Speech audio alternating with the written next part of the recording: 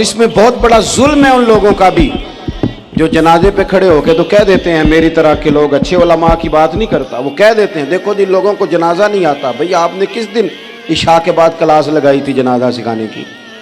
ये तो आपने कह दिया लोगों को कुरान जी ठीक नहीं आता, तो यहाँ तो बेचारी बीबियाँ जिनको सही पढ़ना नहीं आता वो मिशन बना लेती हैं कि मैंने इतने 100 को कुरान पाक पढ़ाना है, बेवा हो गई हूँ, तलाक याफ्ता हो गई हूँ, सारी जिंदगी कुरान पढ़ाऊंगी। हम क्यों ये मिशन नहीं बनाते, क्यों इस तरफ सफर नहीं करते? एक तो दीनी मालूमात में, दीनी उलूम में अपने आप को लगाएं और ज़ौक़ पैदा करें कि जो चीज़ें मुझे नहीं आती मैंने वो सीखनी है, जो मामलात मुझे नहीं आते मैंने उनकी तरफ सफ़र करना है। एक तो अपना ये मिजाज बनाएं। और जब आप दीनी उलूम सीखते हैं तो पता है कौन सा मंजर कायम होता है?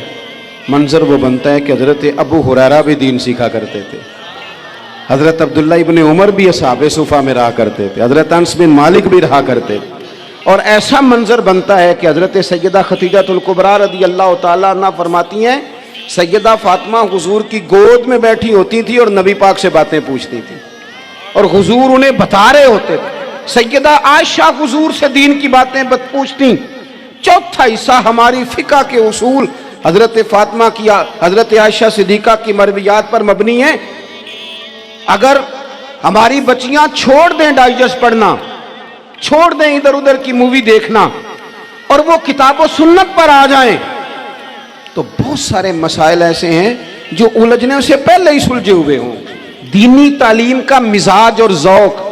और दूसरी आयत करीमा मैंने तिलावत की, अल्लाह करीम ने कुरान मजीद में फरमाया या अय्युहल्लज़ीना आमनू कू अनफुसकुम व अहलीकुम नारा, ईमान वालों खुद भी दोज़ख की आग से बचो और अपने घर वालों को भी बचाओ। ओ वालिद, वो माँ जो बच्चों को भूख से बचाने के लिए मेहनत करती है, उनको मायूसी से बहुत सारे माँ बाप ऐसे होते हैं जिनके पास कपड़े लेने के पैसे नहीं होते ईद पे। क्यों? अजान शुरू होगी, अजान सुने। अजीज़ भाई, जिस तरह हम अपने बच्चों को देखें, बहुत सारे माँ बाप के पास गुंजाइश नहीं होती, लेकिन इस नीयत से कि बच्चों के दिल टूट जाएंगे, ईद पे कैसे गुजारा करेंगे, मुश्किल से भी कपड़े ख़रीद के देते। इस तरह हम अपने बच्चों को भूख से, प्यास से, मायूसी से बचाते हैं। इस तरह हमारे रब ने हमारे ज़िम्मे लगाया है कि तुम अपने बच्चों को कोशिश करो दोज़ख की आग से बचाने की। हज़रत उमर फ़ारूक रज़ी अल्लाह तआला अन्हु ने अर्ज़ किया था, या रसूल अल्लाह सल्लल्लाहु तआला अलैहि वसल्लम, इस आया करीमा का माना क्या है? तो महबूब करीम अलैहिस्सलाम ने फरमाया, उमर, जिन चीज़ों का अल्लाह तुम्हें हुक्म देता है तुम अपने घर वालों को उन चीज़ों का हुक्म दो, जिन चीज़ों से रब रसूल तुम्हें मना करते हैं अपने घर वालों को उनसे रोको। अपने घर के अंदर निफाज़े दीन करने की कोशिश करो। मेरे भाई, बहुत ज़्यादा आजमाइश है हमारे घरों में, बेचैनियाँ हैं, इज़्तिराब है, बच्चों में सख्ती है, बहन भाई एक दूसरे के साथ लड़ते हैं, मिजाजों में तलखी आ गई। क्यों भला? इसलिए कि माँ बाप को जो बेहतरीन किरदार और जो हसीन तरीका घर में अपनाना चाहिए था, बच्चे तकरीर बाहर से सुनते हैं लेकिन वो फॉलो अपने माँ बाप को करते हैं। अगर माँ बाप में हौसला हो, सब्र हो, इत्मीनान हो, खुददारी हो, थोड़े पर गुजारा करने का मिजाज हो। देखे ना, आज डिप्रेशन है, टेंशन है, पैनिक अटैक्स हैं, बड़ी सारी चीज़ें आ गई। क्यों भला? सब्र नहीं, तहम्मुल नहीं, बुर्दबारी नहीं। आजमाए। एक दिन एक बच्चा मेरे पास आ गया मदरसे का और आके वो रोने लगा। मेरे घर वाले कहने लगे खाना छोड़ दें, पहले इसकी बात सुन ले। मैंने कहा पुत्र क्या हुआ, किसी ने मारा है किसी उस्ताद ने? कहने लगे नहीं हजरत, घर फ़ोन किया था तो मेरी अम्मा और अब्बा की लड़ाई हो रही है। बच्चा कांप रहा है, टांगे कांप रही। मैंने कहा क्या हो क्या गया तुम्हें पुत्र, लड़ाई हो रही है तो घरों में हो ही जाती है। कहने लगे नहीं, आपको पता नहीं, वो बड़ा सख्त लड़ते हैं। मेरे वालिद जब मेरी वालदा को मारने के लिए आगे बढ़ते हैं तो हम सारे चारपाइयों के नीचे छुप जाते हैं, हमें खौफ आता है, वो मंजर खतरनाक होता है। ये कौन तकलीफ दे रहा है अपने बच्चों को? यहाँ बैठे हमारे यहाँ मीलों दूर रहते थे उसके घर वाले, तो वो तकलीफ में था, तो घर में क्या कैफियत होगी?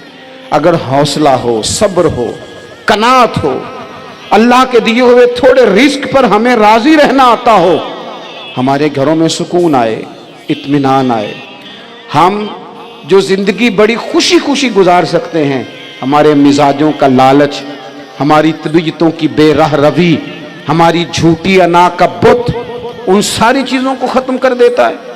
اپنی زندگی کے اندر اگر ہم وہ کردار اپنے بچوں کو دیں جس کردار میں موبائل بھی ہو، جس میں گاڑی بھی ہو، جس میں پیسے بھی لا کے ابا دراز میں رکھتا ہو، لیکن والد کا گھر میں مصلی بھی موجود ہو، اس کی کوئی تسبیح بھی ہو، وہ یہ بھی کہتا ہو کہ خدا نے اپنے فضل سے آج 5,000 دیا ہے تو اس میں 1,000 غریبوں کا بھی ہے، اس میں تھوڑا سا میں نے اللہ کی رضا کے لیے بھی رکھا ہے، اگر کوئی مشکل آ جائے تو وہ باپ اور ماں کو صبر کرتا ہوا دیکھتے ہوں، اگر ایک باپ کر بات کرے تو دوسرا برداشت کرتا ہو۔ خدا را اپنی اولادوں کو اس اذیت کا شکار نہ کرو، اپنے گھروں کے اندر وہ خودداری، وہ پیار، وہ وقار، وہ محبت، وہ انداز۔ آپ تھکے ہوئے ہیں، کوئی شک نہیں، آپ بہت سارے مسائل کا باہر شکار ہوں گے، کوئی شک نہیں، لیکن آپ باہر سے تھک کے آئے ہیں، اور اگر آپ باہر اپنی فیکٹری کے مالک ہیں اور دفتر کے بڑے ہیں تو گھر میں بھی تو آپ بڑے ہیں نا، آپ کی ماں بھی تو انتظار کر رہی ہے، اس نے بھی تو دکھڑا سنانا ہے نا آپ کو۔ آپ یہ دیکھیے کہ آپ کے بچے بھی تو انتظار کر رہے ہیں، وہ چاہتے ہیں کہ ابا آ کے بیٹھیں تو ہم ان کے سینے پہ چڑھ کے تھوڑا کھیلیں۔ آپ کی اہلیہ منتظر ہیں، کچھ باتیں بیوی کسی اور سے نہیں کہہ سکتی، صرف اپنے شوہر سے کہتی ہے، لیکن وہ تو آتے ہی جلال میں آ گئے صاحب، وہ کہنے لگے تو بڑی نالائق ہے، میں تھکا ماندہ آیا ہوں اور تو نے مجھے کہانی سنا دی ہے۔ وہ اس خاتون سے شدت کے ساتھ پیش آنے لگے۔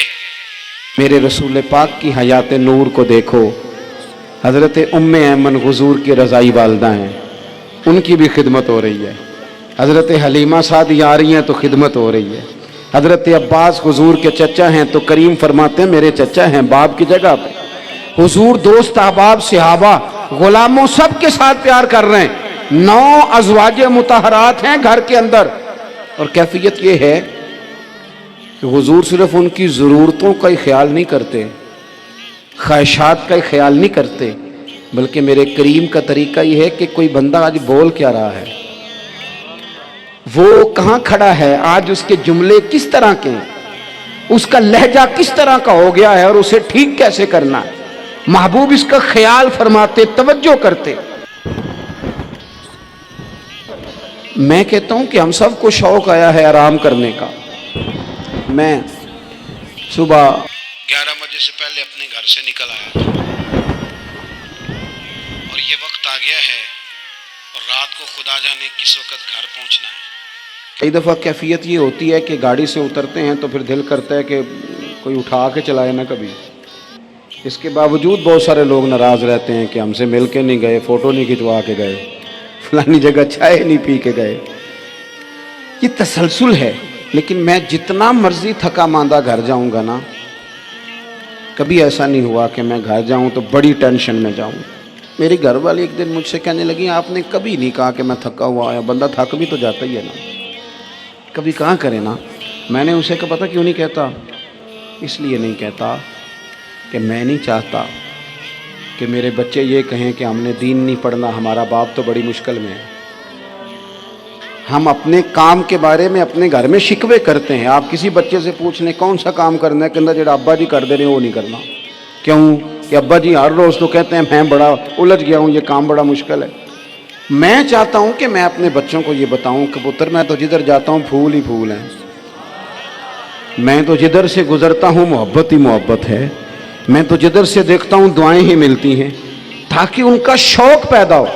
میرے عزیز آپ تھوڑا سا دل بڑا کریں، اگر آپ ایک کی وجہ سے پورا گھر سکون میں آ جاتا ہے تو آپ دل بڑا کیوں نہیں کرتے؟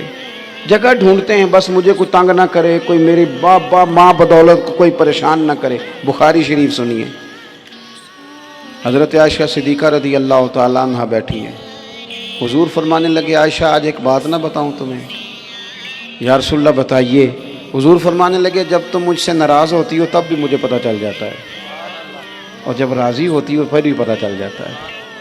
تو حضرت سیدہ عائشہ صدیقہ بات سن کے بڑی خوش ہوئیں، یا رسول اللہ وہ کیسے؟ حضور فرمانے لگے کبھی کبھی تم قسم اٹھاتی ہو؟ یا رسول اللہ ہاں۔ فرمایا جب ہوتی ہو نا راضی، خوش، تو پھر کہتی ہو مجھے رب محمد کی قسم صلی اللہ علیہ وسلم، پھر تم میرے نام کے ساتھ رب کریم کا نام ملا کے قسم اٹھاتی ہو، رب محمد کی قسم۔ یا رسول اللہ بالکل ایسے ہی ہے۔ اور فرمایا جب تمہارے دل میں کوئی بات ہوتی ہے نا تو پھر تم کہتی ہو مجھے رب ابراہیم علیہ السلام کی قسم، پھر تم رب محمد نہیں کہتی۔